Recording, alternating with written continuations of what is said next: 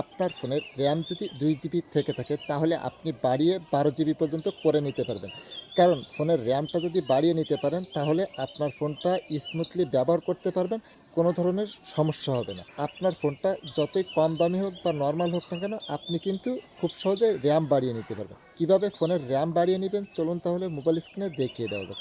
ভিডিওটা আপনার টাইমলাইনে শেয়ার করে রেখে দিন, যে কোনো সময় প্রয়োজন পড়লে দেখে নিতে পারবেন। পেজটিতে নতুন হয়ে থাকলে ফলো দিয়েই সাথে থাকবেন। ফার্স্ট অফ অল আপনার ফোনের সেটিংসটা ওপেন করবেন, দেন উপরে সার্চ বক্স পেয়ে যাবেন। এই সার্চ বক্সে লিখবেন র্যাম, লেখার সাথে সাথে আপনি এখানে পেয়ে যাবেন র্যাম প্লাস। এর উপরে ট্যাপ করবেন, ট্যাপ করার পরে নিচে আপনি পেয়ে যাবেন র্যাম প্লাস, এর উপরে ট্যাপ করবেন।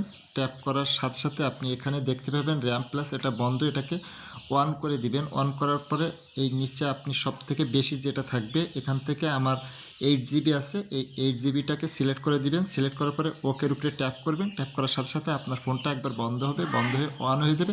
এরপরে আপনার ফোনের র্যাম 2 জিবি থাকলে 8 জিবি এবং 8 জিবি থাকলে 16 জিবি পর্যন্ত বেড়ে যাবে।